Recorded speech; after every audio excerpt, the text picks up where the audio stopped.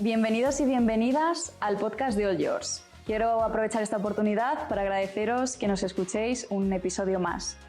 Hoy me encuentro con Marta Marsé, nutricionista, naturópata, comunicadora y la autora del libro Disfruta de tu menopausia. Con tan solo 26 años y tras una operación para extirpar un cáncer de ovarios, Marta entró directamente en una menopausia precoz. En su libro nos explica de forma excelente su vivencia y todo lo que aprendió en el camino hacia una menopausia plena. Bienvenida Marta, muchas gracias por estar hoy aquí, por venir a charlar conmigo. Gracias a ti por invitarme.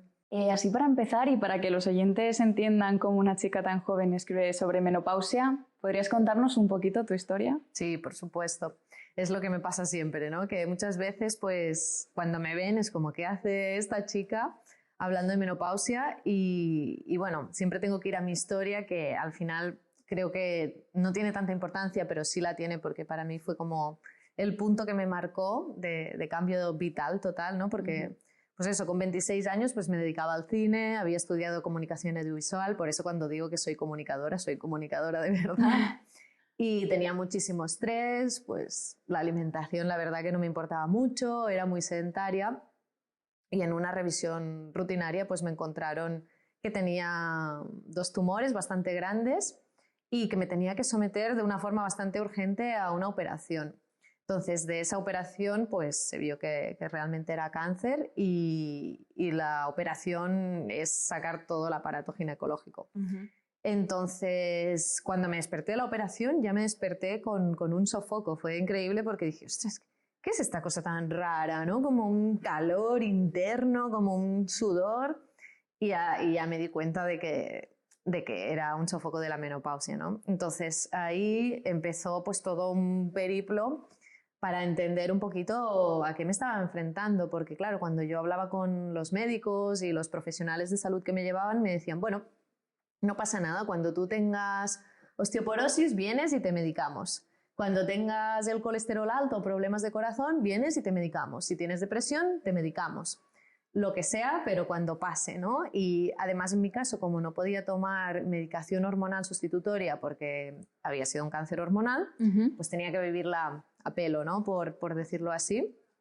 Entonces, claro, yo me quedé ahí como en plan, ostras, me parece que con 26 años tener que esperar a enfermar de una forma súper precoz y medicarme, no sé, algo dentro mío me hizo como un clic que no es lo que quería. Y ahí empecé a investigar muchísimo y no encontré mucha cosa, la verdad. Me di cuenta que la menopausia es que era como invisible, prácticamente, ¿no? Es que ahora se habla un poco más, pero incluso la palabra era una cosa súper denostada, ¿no? De decir, bueno... Y dije, bueno, pues voy a ver qué hay. Empecé a investigar más, a encontrar algo de información y a probar muchas cosas también en mí mientras me iba formando, ¿no? Empecé con naturopatía, luego hice el grado de nutrición humana y dietética y fui probando cosas en mí, fui viendo que pasaban cosas muy positivas cuando cambiaba mis hábitos de alimentación, mis hábitos de gestión del estrés, mis hábitos de ejercicio físico, cuando empezaba con los suplementos naturales. Empecé a notar muchas diferencias y otras me costó más, la verdad, pero fui encontrando cositas. Y luego, claro, de todo esto que aprendí, pues también empezaron a venir pacientes cuando ya acabé mi formación. Y ahí pude ver cómo aquello que había aprendido en mí, pues en otras personas a veces funcionaba y a veces necesitaba otras cosas, ¿no? Y ahí pues completé como un círculo súper interesante de aprender de las propias mujeres, ¿no? En menopausia y finalmente pues ha sido todo lo que también he puesto en este libro, que es todo lo que he aprendido y sobre todo es como animar a las personas a que realmente cuando llegan a esta etapa se la tomen como una etapa, no como una patología, que es lo que se entiende muchas veces. Parece que la menopausia es una enfermedad y para nada, ¿no? Entonces es como una invitación a tomárselo como una época de autocuidado, de hacer cambios, de adaptarse a ella y poder disfrutarla plenamente, claro que sí. Yo te felicito por el libro, me lo he leído. Me ha gustado mucho, sobre todo porque es muy informacional, pero muy fácil de leer. Sí, era la idea. También lo guías mucho a través del proceso, cosa que, bueno, en mi caso no estoy en el proceso, pero sin duda es un libro que mantendré en mi casa, recomendaré.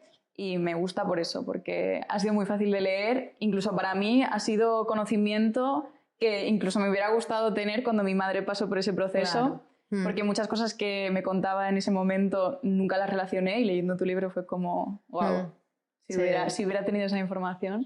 Y también para ponerlo un poco en contexto, porque bueno, las mujeres todas sabemos lo que es la menopausia, pero para quien no lo sepa, técnicamente, ¿qué es la menopausia?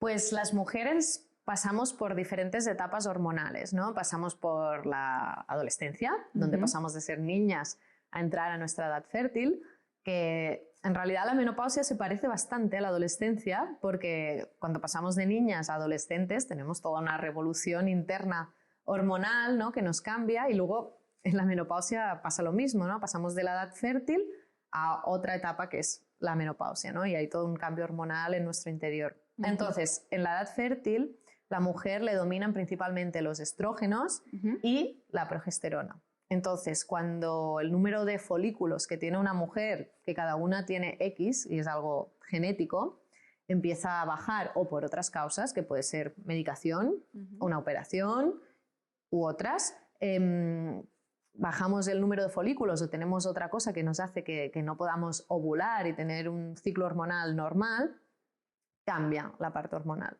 Empiezan a dominar otras hormonas, como puede ser la estrona, que es un tipo de estrógeno diferente, que se comporta más como testosterona que no como estrógeno, los andrógenos, parecidos a la testosterona, y estrógenos y progesterona bajan un montón. Entonces, esto provoca muchos cambios en nuestro cuerpo, porque el estrógeno no solo afecta al aparato ginecológico. Tenemos receptores estrogénicos en muchísimas partes del cuerpo, en el cerebro, en los huesos, en los músculos, en la piel. Entonces, por eso, las mujeres entradas a esta etapa empiezan a experimentar cambios en su cuerpo, en cómo se sienten, en su energía, en muchos aspectos. Y es muy importante también tener en cuenta que hay una etapa que dura hasta 10 años, que va de los 40 a los 50, que es el climaterio, que es una etapa donde todo esto se va produciendo y nos vamos preparando. Y lo interesante de esta etapa es que como mejor la preparamos, mejor llegamos a la menopausia, ¿no? Esto es muy interesante, porque muchas veces es como, ¡pum!, llegó la menopausia con todos sus síntomas, ¡ostras!, ¿qué me ha pasado? Pero si yo voy preparando, llegamos muchísimo mejor. A partir de los 40 años empieza a producir, eso sería, ¿no? lo ideal. Lo que pasa que tenemos que ser muy realistas con que la vida actual no casa mucho con nuestra realidad hormonal. Y es que tenemos hijos muy tarde, a los 40 muchas veces, cuando ya estamos entrando en esta etapa.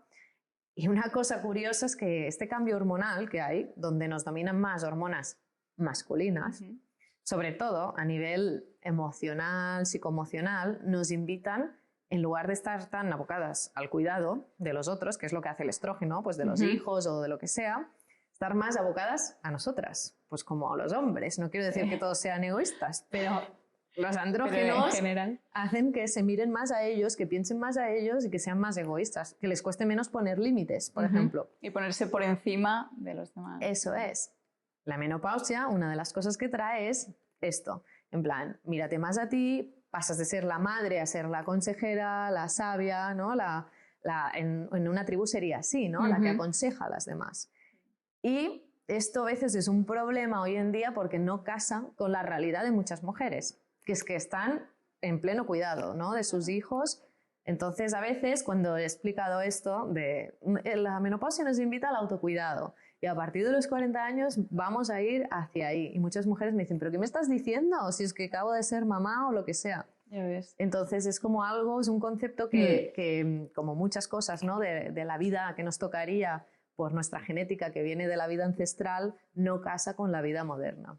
Lo importante que es estar informado de estas cosas. También en este sentido, una cosa que me sentí identificada en tu libro, que dices que te hubiera gustado que desde pequeñas nos enseñaran cómo funciona el ciclo hormonal de una mujer, de los cambios que tenemos en la forma de sentir, de pensar, de actuar.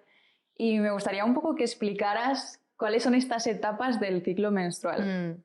Totalmente, es que creo que la mujer, lo fácil es tratarla como loca, como, es que ya le ha venido la regla, no sé qué, ¿no? Pero no nos paramos a investigar o a pensar o a transmitir a las niñas, a las mujeres, qué les está pasando realmente para que se puedan entender.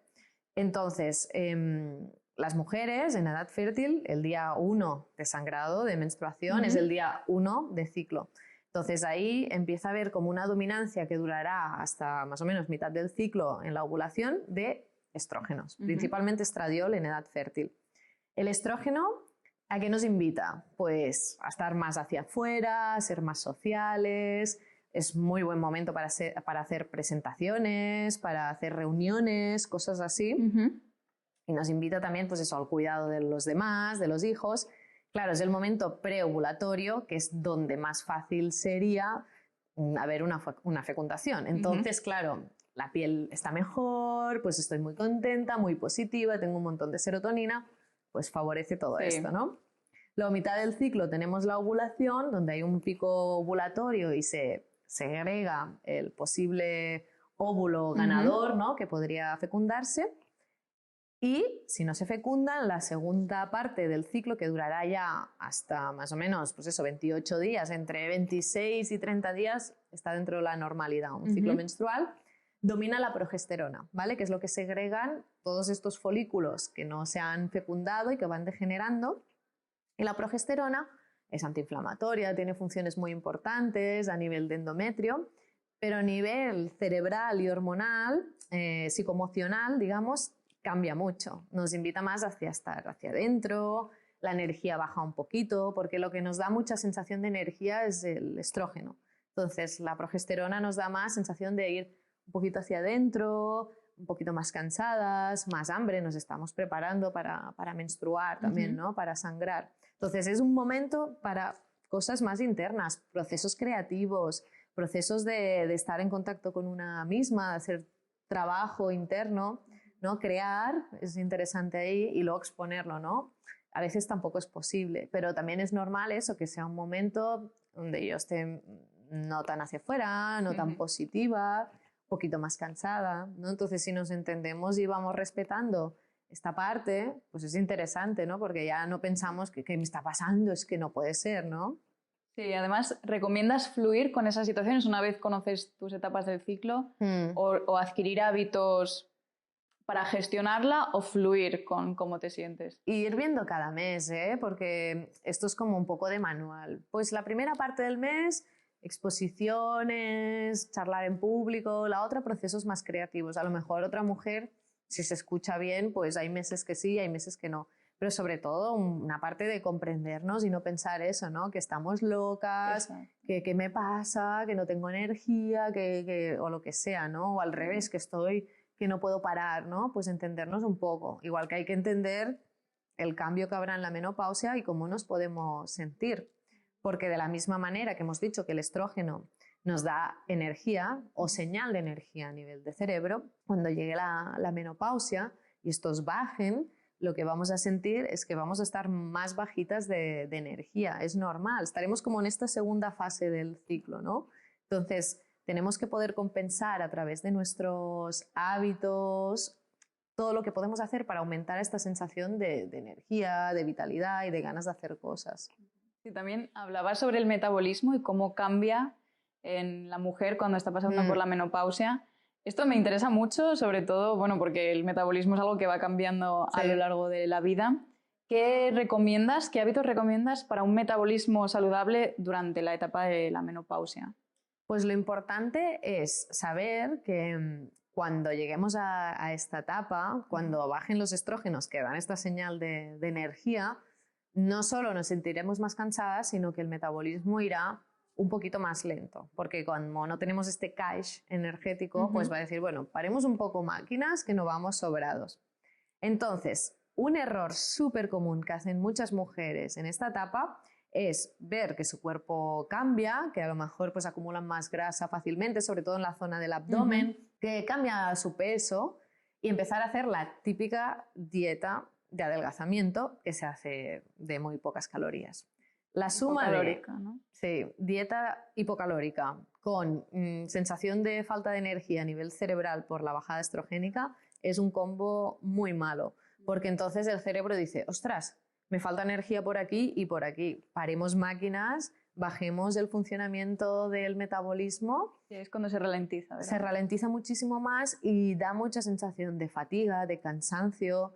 Incluso se pueden perder, como hay una pérdida de nutrientes, se puede perder más fácilmente el pelo, notar las uñas más débiles, la piel, sentir más sofocos, incluso. Afecta de muchas maneras el hecho de juntar estas dos cosas. Entonces, lo primero es tener una alimentación nutritiva, que tenga todos sus nutrientes, no tenerle miedo a las grasas porque son indispensables. Eso sí, elegirlas bien, que sean saludables.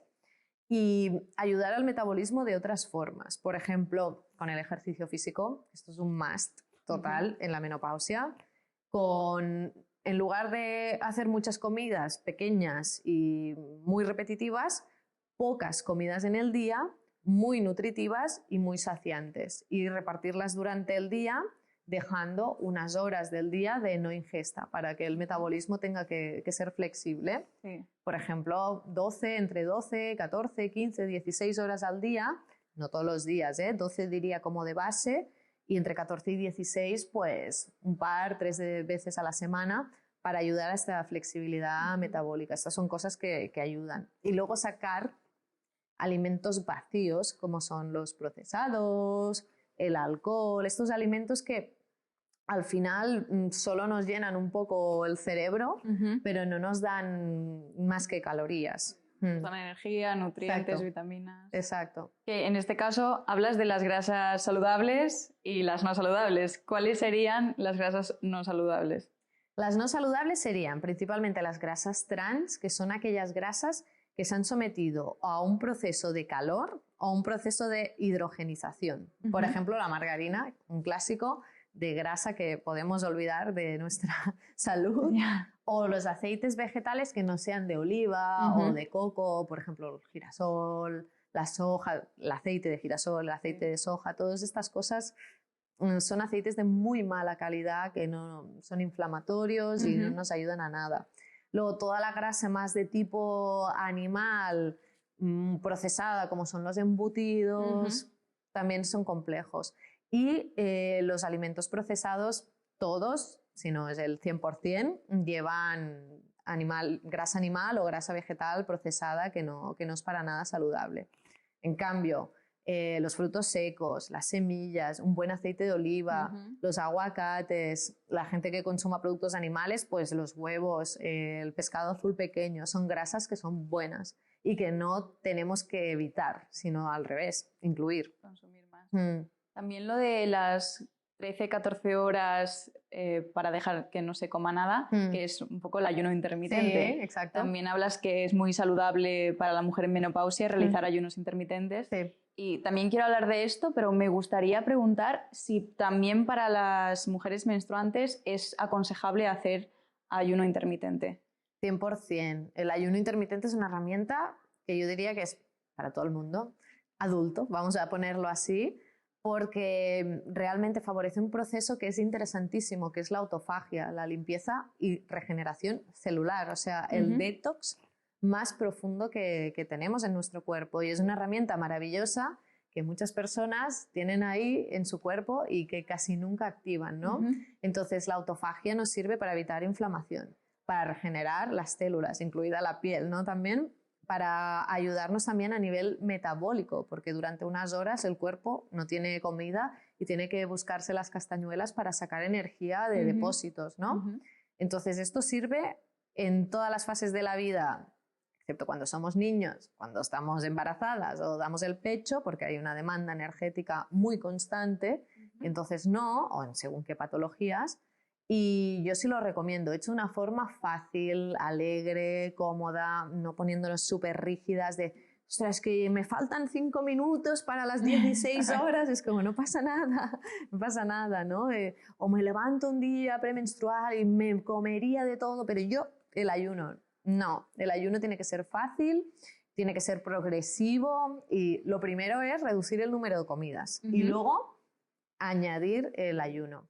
¿Y a partir de cuántas horas de ayuno se produce la autofagia? 14 es lo estudiado, pero son procesos que bueno, varían, o sea, que no es algo que el reloj lo tenemos ahí, o sea, que si son 13:50, tampoco No pasa pasaría nada, sí. ¿no? Pero hay muchas personas que se lo toman de una forma súper religiosa, tampoco hace falta hacerlo cada día y tampoco hace falta hacerlo el mismo día de la semana siempre, ¿no? Sino un poco fluir según nos sintamos, según estemos, el hambre que tengamos, el ejercicio que hagamos, etcétera. También, ¿no? Porque si haces ejercicios de alta intensidad, o bueno, también hablabas de que es recomendable entrenar en ayunas Sí. para el cuerpo. ¿Puedes explicar un poco por qué? ¿Qué proceso se Eso da? sería la fase 2 del ayuno, ¿no? Primero reduzco las comidas, evito picotear, hago 3 comidas en el día, luego las concentro pues en 8 o 10 horas en el día y luego es probar a ver qué tal moverme en ayunas, ¿no? Pues puedo primero salir a dar un paseo, luego ya pues si voy a entrenar o lo que sea, pues probar a ver qué tal me siento. Es incrementar esta flexibilidad metabólica, porque ya llevo muchas horas sin comida y le voy a pedir al cuerpo que además obtenga esa energía de depósito mientras hace ejercicio, ¿no? Que ya es complejo para la obtención de energía, porque el cuerpo ya tiene que obtener energía de diferentes depósitos, pues si ya partimos de estar en ayunas, pues aún le vamos a forzar más, ¿no? Y le vamos a entrenar más a que tenga que traer energía a diferentes sitios. Eso sí, hay entrenos que no tienen sentido hacerlo en ayunas. O sea, yo los días que me voy a hacer series por montaña corriendo, desayuno. O sea, no me voy a ir en vacío porque no tiene sentido. Pero hoy que me he ido a correr pues 1 hora, ¿no? Por la mañana, tranquila, pues puedo salir tranquilísimamente y no me pasa nada. Sé que mi metabolismo me lo está agradeciendo, ya que estoy en menopausia y me ayuda, ¿no? a seguirlo entrenando. O un día, lo que sea, ¿no? En bici tranquila también 1 hora, pero si un día me tengo que hacer un entreno súper fuerte, pues quizá ese día no toca, ¿no? Es lo mismo, es ser flexibles e ir viendo y que sea paulatino también. Y una cosa que también es interesante estar informado de cómo rompes ese ayuno. Es decir, si rompemos el ayuno con algo con azúcar simple y de repente te sube un pico, tal cual. ¿Qué son los alimentos que recomiendas para romper ayunos? O sea, vamos a hacer 3 comidas en el día después y las 3 tienen que estar súper bien, porque entonces no vale que rompa el ayuno con un plátano. O sea, esto no tiene ningún sentido. Mi cuerpo está como una esponja, ¿no? En ese momento. Entonces, por ejemplo, si lo rompo con un desayuno, pues que sea un desayuno completo, que tenga grasas, que tenga proteínas y que tenga carbohidratos. Por ejemplo, ¿no? Me invento un pudding de chía con leche de coco, que le pongamos frutos rojos, fruta en general, algún tipo de copos de trigo sarraceno o, por ejemplo, podamos hacer unos crepes de trigo sarraceno con aguacate, cositas así que sean completas. Y si es, por ejemplo, romperlo ya con una comida principal, pues una comida principal como una comida al mediodía que tenga 50% de verduras, hortalizas, que tenga algo de carbohidrato, porque ahí nos va a venir bien, eso sí que sea integral, complejo, grasa siempre y las proteínas, que no nos olvidemos, ¿no? Lo que elijamos, vegetal o animal, pero que también haya una parte en el plato. Sí, y bueno, esto en cuanto al ejercicio también me interesa en menopausia, después para romper ayunos, pero ¿qué ejercicio recomiendas realizar a mujeres en menopausia? Lo más estudiado a nivel óseo, que sería una de las cosas que más tenemos que tener en cuenta, la osteoporosis y la osteopenia. Es una de las cosas que más se nota en la menopausia. Se nota, se juntan 2 cosas. Una, que normalmente las mujeres en menopausia entran a partir de los 50 años, o sea que ya es un momento en que el hueso se va desgastando por edad, y luego que el descenso estrogénico hace que haya menos renovación del hueso, porque los osteoblastos, que son las células que ponen el hueso nuevo, están ligadas a los estrógenos. Entonces, estas van más lentas, en cambio los osteoclastos, que son las que sacan el hueso viejo, siguen su ritmo. Entonces, hay un desequilibrio y hay que ir con cuidado porque puede adelgazarse mucho el hueso. Entonces, lo más estudiado, y de hecho hay un metaanálisis súper interesante sobre actividades acuáticas versus actividades terrestres, es decir, impacto con no impacto. Sí. Y se ha visto que, por ejemplo, la natación, el aquagym no tienen nada de efecto, ni negativo ni positivo, bueno, negativo en realidad porque no hacen nada, sobre la calidad del hueso. En cambio, el entreno donde hay cierto impacto, saltar a la cuerda, correr, hacer entreno que haya saltos o lo que sea, el impacto es súper positivo. Entonces, cambia un poco de lo que nos dicen siempre, porque a mí las mujeres me vienen y me dicen: no, que camine un poco, que haga natación y dices, no, mujer, o sea, justamente... Claro, sí, es lo típico, la imagen de las, bueno, haciendo los típicos ejercicios en el agua de hacer así con el flotador. No, claro, necesitamos impacto. O sea, esos saltos a la comba, correr o lo que sea que le guste a la persona. Se necesita ejercicio de fuerza, porque como más musculatura tengo, más tracciona el hueso y al traccionar el hueso lo estimula a seguir creciendo. Más músculo, más hueso. Y además metabólicamente el músculo actúa como un permeabilizador a la glucosa. O sea, en el tema metabólico nos ayuda un montón y consume mucho ATP, mucha energía, simplemente por existir. Exacto, sí. Eso es muy importante. Ejercicio de fuerza. Con el propio cuerpo se puede hacer mucha cosa, ¿no? Pero llega un punto que necesitas levantar peso. Y no vale una pesita de 1 kilo o 2 kilos que yo lo levante así. Tienes que notar que te cuesta y que acabas el ejercicio y dices, es que no puedo hacer ni una más, ni una repetición más. Sí, ahí es cuando crece. Lo comentas en el libro del miedo a las mujeres a ponerse fuertes por hacer pesas, que no ocurre así, que es algo mucho más difícil desarrollar esa musculatura. Yo siempre lo digo, yo entreno muchísimo, o sea, a veces 10 horas a la semana.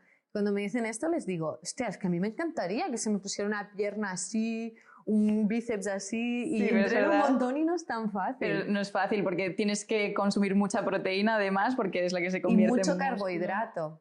Comer, o sea, si queremos, las personas que van al gimnasio para aumentar el volumen muscular, que no quiere decir la fuerza, son cosas diferentes. Cierto. Comen muchas veces al día, comen muchas calorías al día y comen muchos carbohidratos porque es lo que estimula a mTOR, que es el sistema metabólico que genera musculatura.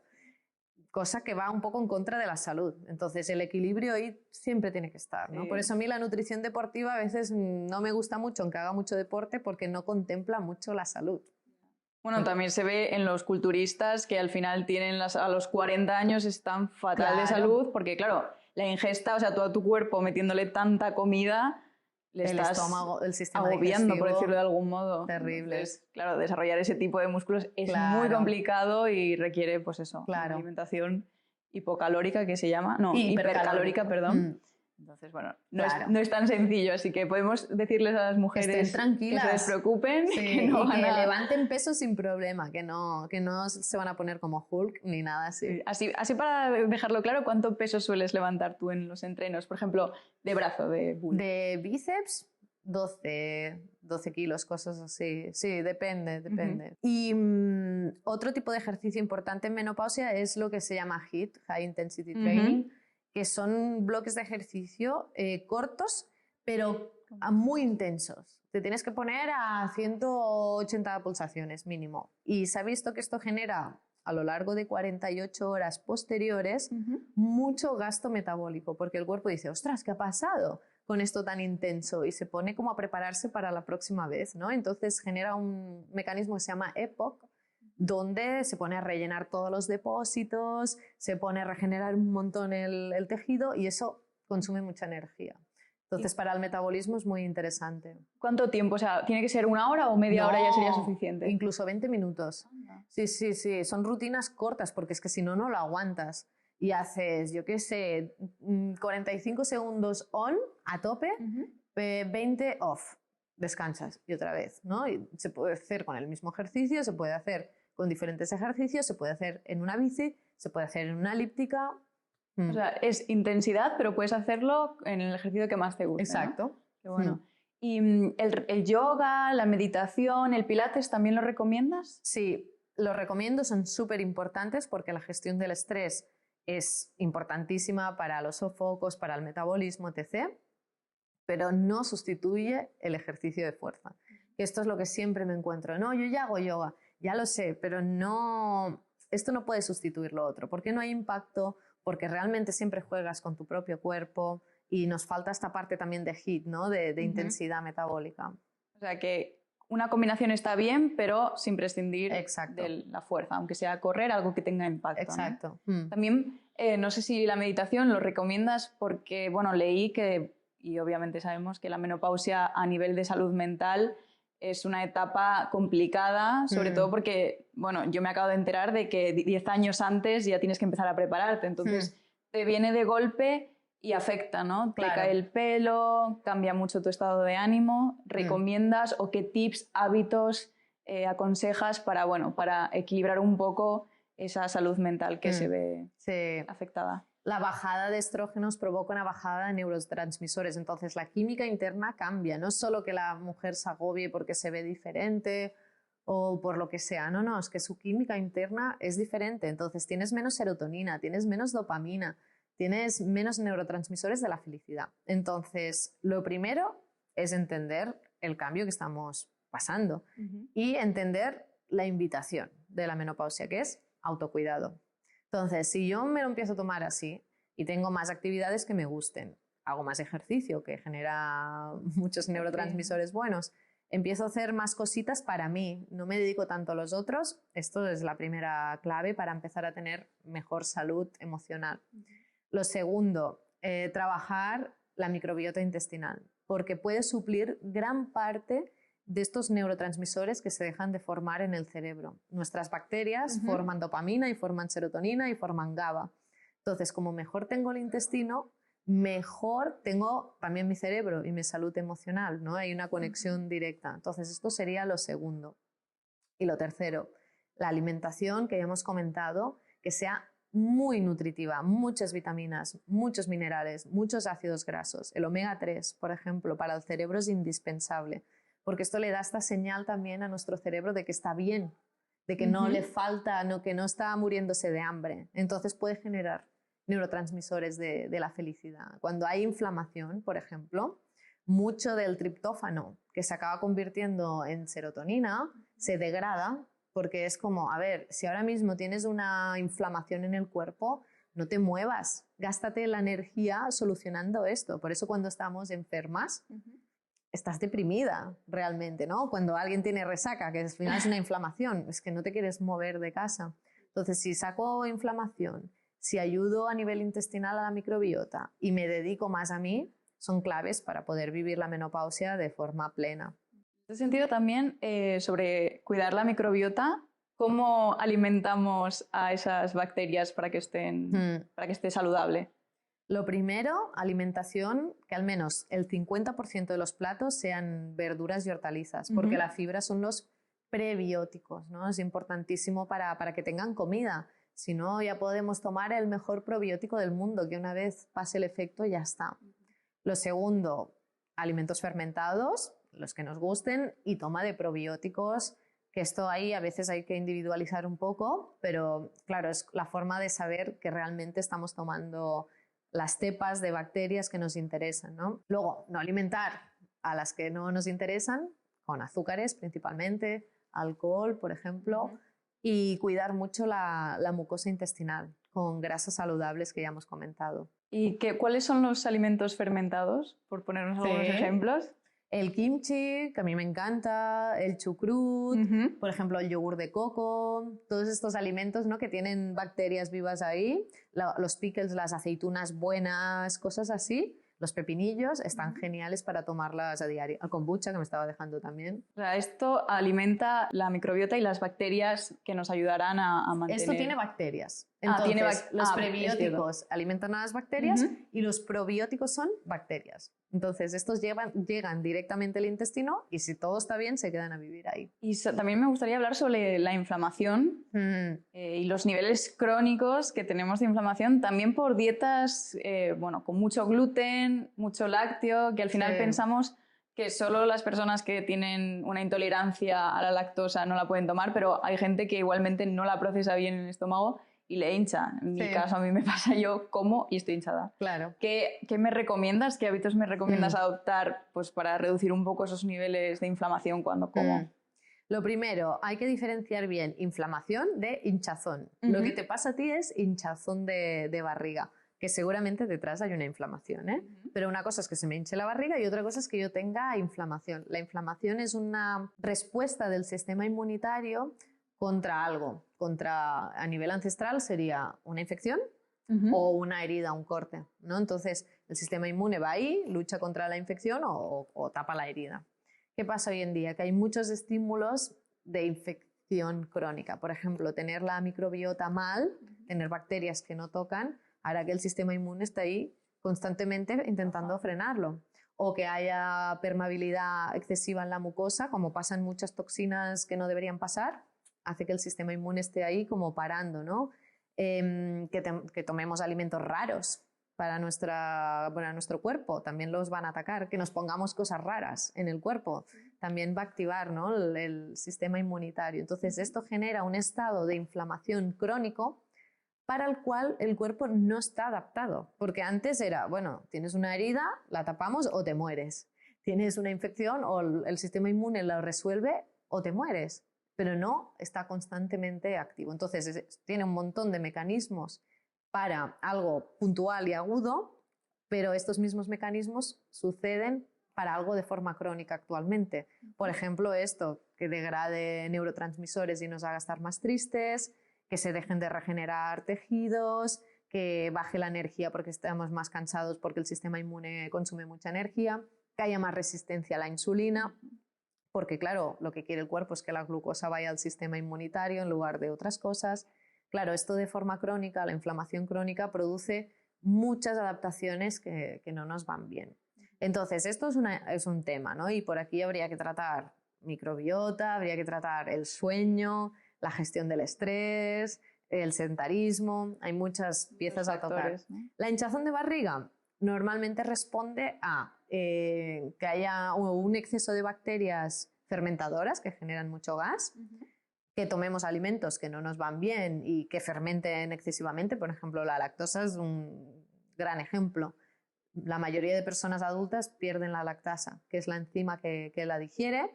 La lactosa queda entera y llega donde hay bacterias. Las bacterias la comen y la fermentan. Eso es gas, es hinchazón. En una zona del intestino que no son gases, porque no pueden salir aún, entonces la barriga se hincha. Entonces, para la hinchazón, lo importante es estimular el estómago a que trabaje bien, no bebiendo mucha agua con las comidas, pudiendo tomar, por ejemplo, jengibre, dejando espacio entre comidas para que descanse y luego cuando trabaje vaya a tope, tomando enzimas para que se rompa un poquito la comida. Todo esto es interesante. Y luego cuidando y haciendo un poquito de limpieza de intestino y cuidando el intestino para que no haya un exceso de bacterias que fermenten de más. Interesante, ¿no? Es para estar con libreta apuntando todo. No, la verdad que me encantó tu libro también por eso, porque salen muchos consejos que yo voy a empezar a adoptar. Y uno que me interesa mucho, pero es verdad que en la vida que llevamos más occidental es complicada, que es cenar cuando todavía es de día. Que esto me encantaría porque, bueno, al final cuando cenas mucho 9, 10 y luego quieres dormir es fatal, imposible. Sí. Pero también se me complica, pues por ejemplo, cenar a las 7, 8, pero como comentas es lo más recomendable, ¿no? Sí, en Europa se hace mucho más y da envidia porque cuando tengo pacientes que viven en Inglaterra o en Francia es una maravilla porque es como, no, a las 7, a las 6:30 ceno y es como, oh, qué guay. Porque realmente estamos adaptados para comer de día, ¿no? Cuando ya cenamos tan tarde, la segregación de melatonina, que es lo que nos hace irnos a dormir, que es lo que nos hace regenerar por la noche, ayudar al sistema inmune a equilibrarse, no se activa tan fácilmente porque es como, bueno, si estás digiriendo es que aún no es momento de irte a la cama, ¿no? Y el efecto de la melatonina es muy, muy, muy importante y la vamos perdiendo también con la edad. Entonces, como más la podamos propiciar con nuestros hábitos, que lo otro es el tema de las pantallas. Mirar pantallas como móvil, tablet, ordenador a partir de las 8 corta muchísimo la segregación de la melatonina. Claro, es que es complicado a partir de las 8. Y un rango un poco más ajustable, no sé, 2 horas sería 2 horas también... antes de ir a dormir, sí. Depende, claro, la hora que te vayas a dormir, porque lo ideal también sería 11, claro, 10... Sí. Pero es que, a ver, es complicado porque al final si llegas a trabajar a las 7, ponte, quieres hacer ejercicio, quieres cenar, con la familia también, es un poco las horas en las que, bueno, pasas tiempo con ellos, las cenas de... En España es lo que toca, ya lo sabemos. Hay que intentar reforzar todo el resto de hábitos, pero sobre todo personas con insomnio es lo primero que deberían probar. O sea, ¿crees que afecta mucho cenar tarde a personas que tienen insomnios o inflamación por la noche? Sí, exacto. Muchísimo. La digestión aparte se hace peor, ¿eh? Pero sí, y sobre todo mujeres con menopausia, que tienen sofocos por la noche, que las despiertan, que prueben de cenar muy pronto. Hacer una merienda cena y luego ya tirar hasta el día siguiente, porque aumenta la temperatura y desencadena muchos mecanismos de tener sofocos por la noche. Así que prueben eso porque les va a ir genial. Y sobre todo el alcohol por la noche es de las peores cosas que podemos hacer. No digo el fin de semana, pero la copita de vino esta de que maldito el día que la empezaron a recomendar. Una al día es saludable. Por suerte está súper, a nivel científico es como que está out total de cualquier paper actual. Pero el alcohol sube mucho la temperatura por la noche y te hace dormir muchísimo peor. También, bueno, supongo que lo escucharás mucho en consulta, pero yo lo que más he escuchado de las cosas que viven las mujeres en menopausia son los sofocos, que no sé si es el más habitual, pero bueno, supongo que será el más escuchado por eso. ¿Qué recomiendas, aparte de lo que nos acabas de comentar, para reducir un poco o llevar mejor esos sofocos continuos durante esta etapa? Lo primero, gestión del estrés. Y si no, las mujeres que nos escuchen, que piensan cuando tienen los sofocos. Seguramente es cuando van corriendo a un sitio, cuando tienen una llamada complicada, cuando pum, les han dado una noticia, ¿qué tal? Porque genera todo un sistema, un mecanismo de alerta que provoca un cambio de temperatura, ¿no? Esto lo primero. Segundo, toma de café y excitantes también pueden afectar un montón. Y luego, aquí entra toda la parte también a nivel cerebral, ¿no? La bajada de dopamina y serotonina que hemos comentado también afecta al tema de los sofocos. Entonces, si podemos propiciar con los hábitos que hemos dicho la salud cerebral y con algunos suplementos naturales, por ejemplo el azafrán, a mí me gusta muchísimo porque ayuda a tener mejor humor y a regular mejor los sofocos. Entonces, es un suplemento ideal para estos casos. Suplementado, no en la comida, ¿no? No, porque es que no se puede controlar bien la cantidad, aparte es carísimo el azafrán, mejor en suplemento en este cápsula, caso. ¿No? Sí. Y luego hay que buscar un poco, porque por ejemplo el magnesio también es un suplemento que va muy bien porque nos ayuda a relajarnos y al hígado y a muchas cosas. Hay mujeres que los fitoestrógenos sí los convierten bien, porque hay muchas mujeres que no los convertimos bien en su fase activa, que es el Equol, entonces no hacen nada, pero hay mujeres que sí y también les pueden ayudar, pues el trébol o cimicifuga también les va muy bien, pero tienen que poderlo convertir, porque es que si no, no les hacen mucho. ¿Y cómo lo pueden convertir? A nivel de microbiota. Con una microbiota saludable, ¿no? Sí, las mujeres asiáticas tienen muchísimos menos síntomas de la menopausia porque están expuestas a fitoestrógenos desde que son muy pequeñas y porque tienen una microbiota capaz de convertir en Equol el fitoestrógeno. Entonces, casi no tienen sintomatología. Una de cada 20, me parece, y aquí es una de cada 4. Hay una diferencia. Pero también toman mucho alimento fermentado, ¿no? Mucho alimento fermentado. La alimentación tradicional es eminentemente vegetal. Muchas algas, mucho vegetal, carne comen poquita, es muy diferente, menos procesado. Ahora ya, bueno, la cosa va cambiando, pero en general, para la microbiota al menos, es una dieta más saludable. Y ves, o sea, recomiendas suplementarte durante la menopausia, ¿no? Hay muchos suplementos que creo que nos pueden ser útiles, más que nada porque la alimentación hoy en día, la realidad es que es menos nutritiva que en el pasado. Magnesio mismo, los alimentos por el tipo de cultivo cada vez tienen menos. La vitamina C en muchas temporadas también, ¿no? Pues eso, los probióticos, el azafrán, el omega 3, el omega 7, que para la piel es una maravilla y no solo para la hidratación de la piel. Sí, es un suplemento muy interesante. El omega 7 no se puede tomar en alimentación de forma abundante porque se encuentra principalmente en el aceite de espino amarillo. Y sé lo que es. Sí, y nos ayuda de dentro hacia afuera al tema de la hidratación de la piel. Se han hecho estudios en mujeres con rigidez y deshidratación a nivel vaginal, que es una cosa que pasa un montón, versus placebo, y se ha visto que aumenta muchísimo la hidratación a nivel íntimo, pero claro, no solo ahí.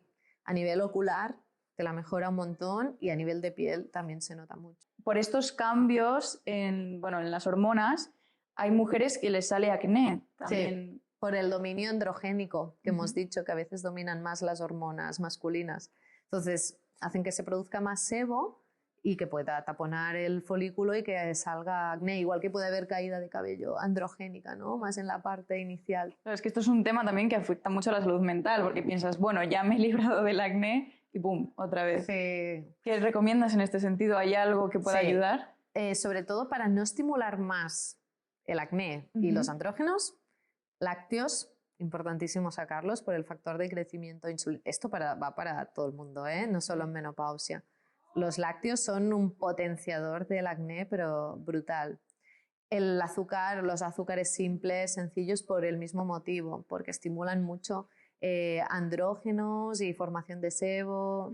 Cuidar de la microbiota, porque todo esto de aquí es un tema de bacterias cuando nos pasa, ¿no? Cuando equilibramos la microbiota, mejora la microbiota cutánea. Y luego la gestión del estrés, volvemos a lo mismo, porque son picos de glucosa que forman andrógenos y que forman también pues, más sebo. Y una duda, ¿tener una microbiota saludable va unido a tener unas hormonas equilibradas?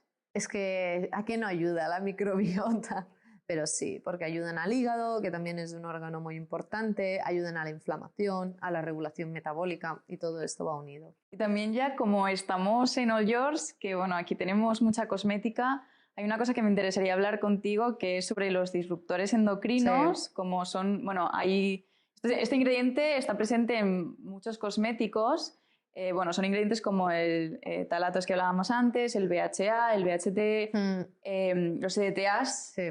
¿Qué causan los disruptores endocrinos en la mujer o bueno, cuando te los aplicas? Sí, pues es un tema súper importante tener en cuenta. Yo lo machaco mucho a mis pacientes porque, y sobre todo en menopausia, cuando hay este batiburrillo hormonal, necesitamos tener un poco de orden y limpieza y no añadir más hormonas raras a nuestro cuerpo, ¿no? O sea, el disruptor endocrino actúa como una falsa hormona. Se puede acoplar al receptor hormonal y hacer como 3 cosas. 1, cambiar el efecto de nuestra hormona. 2, potenciarla, por ejemplo, los fitalatos con los estrógenos, que son hiperestrogénicos, o inhibirla, el efecto hormonal. Entonces, depende, cada uno hace una cosa. La mayoría potencian la acción, ¿no? Son hiperestrogénicos, por ejemplo. Entonces, claro, detrás de aquí puede haber patologías metabólicas, de tiroides, también puede tener que ver con cánceres hormonales. No lo queremos, ¿no? Y como hay tanto, tanto que no podemos controlar, pues como algo como la cosmética, yo siempre invito a esto, ¿no? Una cosmética lo más limpia posible, respetuosa con nuestra piel, para evitar todos estos productos. Sí, 100%. Nosotros en All Yours es un poco lo que hacemos, o sea, tenemos una safe list a través de la cual evitamos este tipo de ingredientes para ofrecer un cosmético clean beauty, que se llama, es el término, para que al final las personas no tengan que estar mirando la etiqueta tan... Exacto. Mirando ingrediente por ingrediente. Bueno, ese trabajo ya lo hacemos nosotros para que sea una forma de comprar un poco más liviana. ¿Y a través de qué estamos más expuestos a estos disruptores endocrinos? Es que yo casi que te diría que la cosmética, porque es que si pensamos en el día a día, bueno, productos, ¿no? Personales, champú, acondicionador, limpiador de la cara, tónico, serum, crema solar, crema hidratante, perfume, desodorante, pasta de dientes. ¿Cuántos productos en el día nos ponemos? Sí, no, casi todo lo que nos ponemos. Y luego, claro, productos de limpieza del hogar, productos para cocinar. Aquí también, ¿no? Pues los táperes, las cucharas para cocinar, todo esto de plástico. Sí. Hay que intentar utilizar productos nobles, madera, cerámica, hierro. Sí, eso es para apuntar porque también es importante. Y me interesa saber qué es lo que haces tú para cuidarte, bueno, puede ser en cosmética o ejercicio, un hábito que sea como de amor propio, ¿no? Ese momento que te das al día para ti. Bueno, pues ya que estamos aquí, pues por ejemplo, para mí el ritual de la noche de tocador, vamos a decirlo así, es súper importante, ¿no? Pues es un momento en que ya te limpias la cara con un producto que me guste, que huela bien, ¿no? Que luego te pones tu crema, te miras al espejo, ¿no? Intentando que sea con amor, te puedes hacer un poquito de masaje. Para mí, antes es que no hacía absolutamente nada con mi piel y de repente pues ir adquiriendo estos hábitos de decir, pues me voy a cuidar, ¿no? Y me voy a regalar este momento para mí, es algo que hago y que me encanta y que me suma un montón. Sí, es como un momento súper bonito para ti, sobre todo porque es muy bueno, al final estás sola en el baño haciéndolo, Exacto. aplicándotelo más introspectivamente y bueno. Mm.